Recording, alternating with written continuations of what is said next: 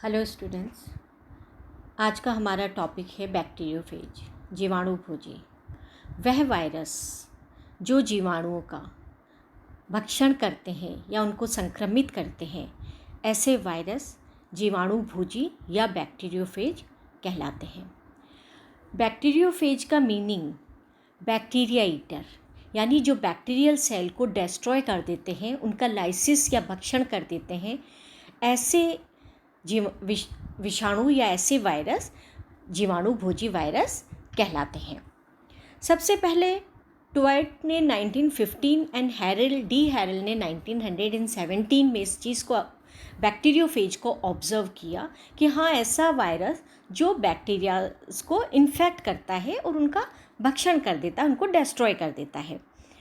Bacteriophage obligate parasite है, अविकल्पी परजीवी है।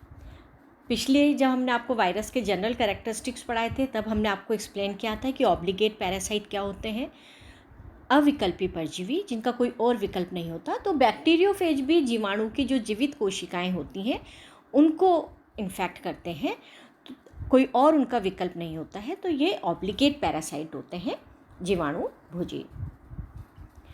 Bacteriophage also infects the single cell prokaryote organism known as archaea, यानी जो सबसे सिंगल सेल जो प्रिमिटिव जो प्रोकैरियोट्स होते हैं, उन आर्किया ग्रुप में जिनको रखा गया है, उसके जो मेंबर्स हैं उनको भी विषाणु या वायरस या बैक्टीरियोफेज उनको भी इन्फेक्ट कर देता है। ये बैक्टीरियोफेज सभी परिस्थितियों में पाए जाने वाले जीवाणु को संक्रमित कर सकते हैं। मोस्टली ये soil, sewage water, fruits, vegetables, milk आदि में पाए जाते हैं। इसके अलावा कुछ स्पेसिफिक बैक्टीरियोफेजेस हैं जो एनिमल्स और बर्ड्स में भी मिलते हैं। इसके अलावा ये मनुष्य की आंतों, सलाइवा, ब्लड, पस आदि में भी पाए जाते हैं। बैक्टीरियाज के अलावा कुछ फेजेस जो हैं, जो फेज वायरसेस जो होते हैं, वो एक्टिनोमाइसिटीज़ या ब्लू ग्रीन साइनोबैक्टीरिया के जो मेंबर्स हैं उनको भी संक्रमित कर सकते हैं या उन पे परजीवी के रूप में पाए जाते हैं। तो जो एक्टिनोमाइसिटीज़ के मेंबर्स को इन्फेक्ट करते हैं बैक्टीरियोफेज, वो एक्टिनोफेज कहलाते हैं।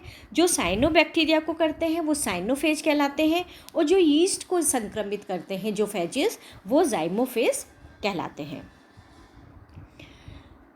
Phages are simple organisms that consist of a core of genetic material. Simple organ इसका पार्ट होता है, इसमें एक हेड और एक टेल्ड बैक्टीरियोफेज भी हो सकते हैं, और जिसमें पूंछ या टेल नहीं पाई जाती है वो बैक्टीरियोफेज भी हो सकते हैं, और फिलामेंटस। तो इनके 3 तरह के शेप होते हैं, tailed, without tail and filamentous.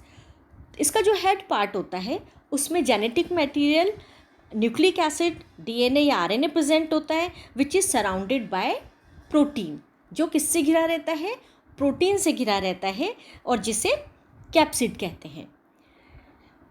Nucleic acid में भी आइदर डीएनए और आरएनए।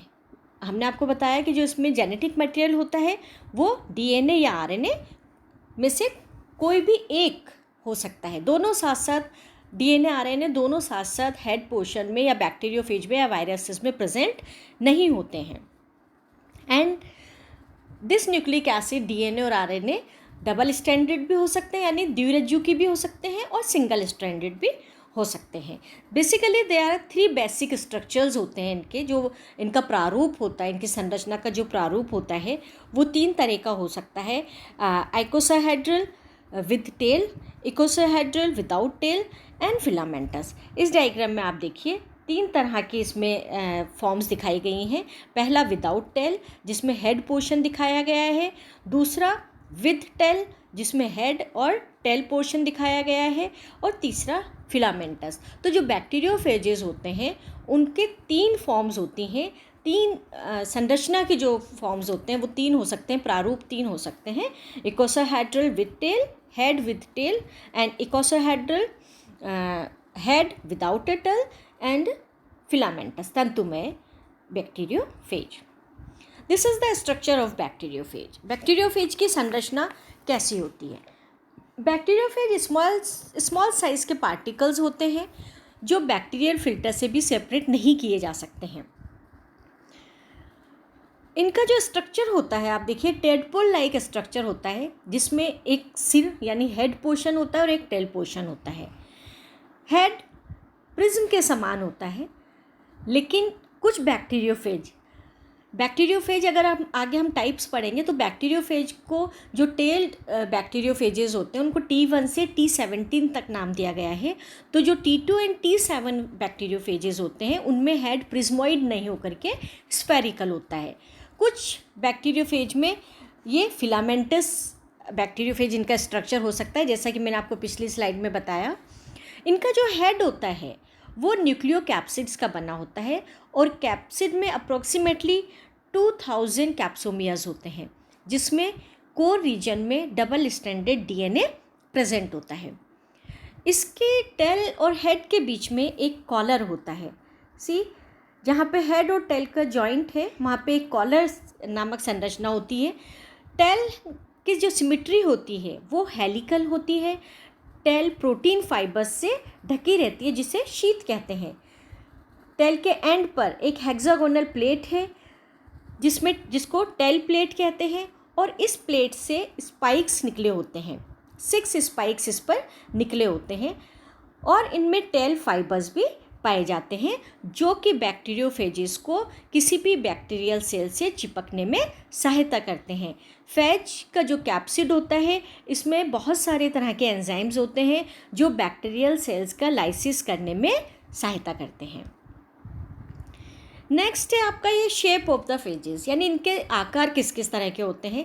हमने आपको बताया कि 3 तरह का होता है। टेल्ड होता है, क्यूबिकल हो सकता है यानी विदाउट टेल, स्फेरिकल संरचना हो सकती है, और फिलामेंटस होती है। इसके अलावा जो रेबीज़ वायरस होते हैं उसमें उनका शेप बुलेट शेप होता है, और पॉक्स वायरसेस का जो शेप होता है वो स्फेरिकल या ब्रिक शेप्ड होता है। टाइप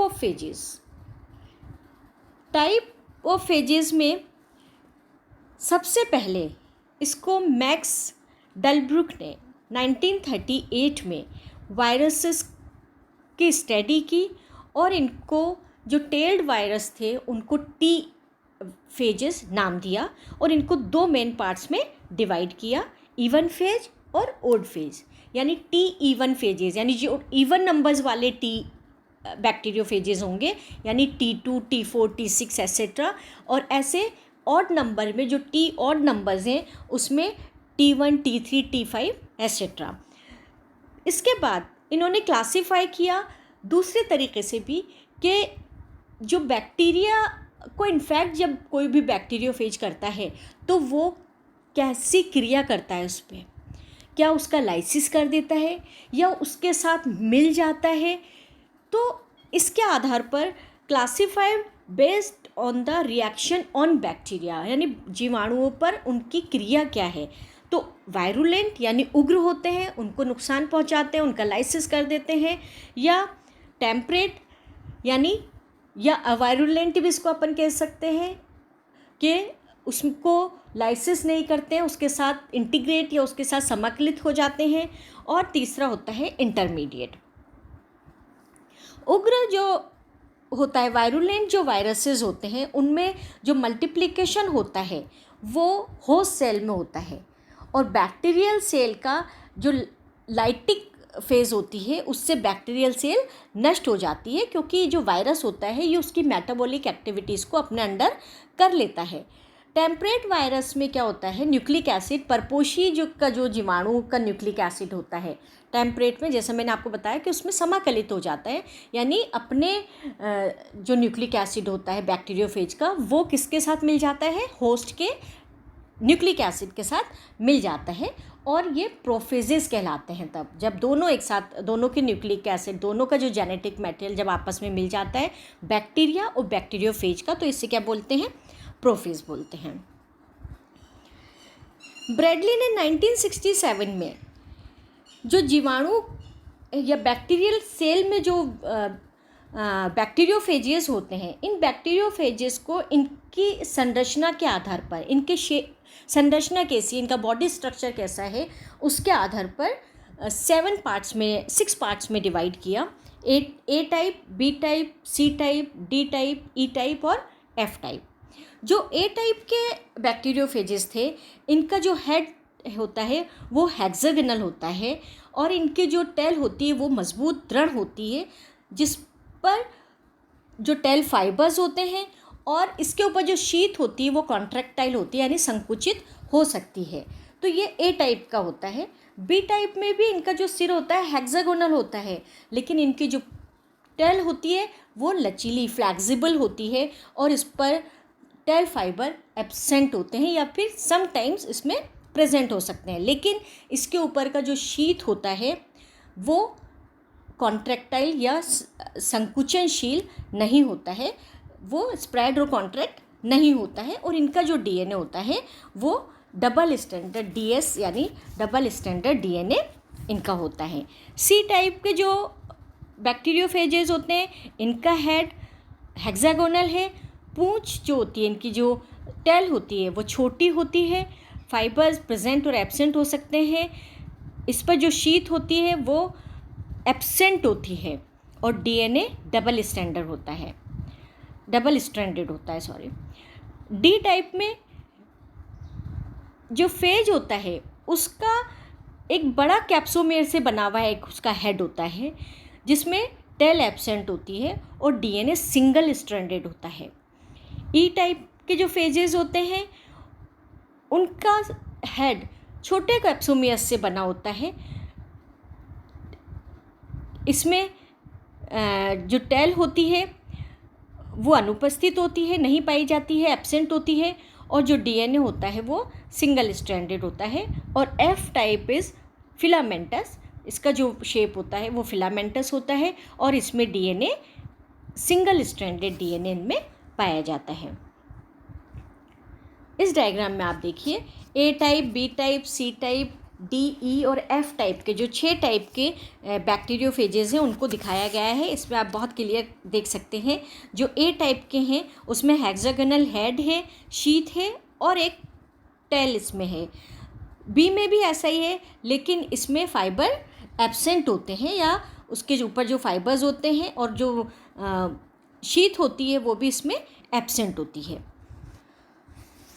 सी टाइप इसमें हेक्सागोनल हेड है, लेकिन इसमें जो टेल होती है वो बहुत छोटी होती है। डी टाइप एक बड़ा जो डॉट से इसको दिखाया गया है कि एक बड़े कैप्सोमियर युक्त होता है, इसमें टेल एब्सेंट होती है। ई टाइप छोटे छोटे कैप्सोमियर से मिलकर बना हुआ हेड होता है, इसका जो आवरण होता है, और इसमें टेल एब्सेंट होती है। और एफ इज फिलामेंटस शेप का जो बैक्टीरियोफेज होता है वो इसमें दिखाया गया है। तो ब्रैडली ने इनको इनकी संरचना के आधार पर अलग अलग समूहों में विभाजित किया। आज हम सिर्फ संरचना और इसके जनरल कैरेक्टर्स पढ़ेंगे। नेक्स्ट क्लास में हम इसका मल्टीप्लिकेशन ऑफ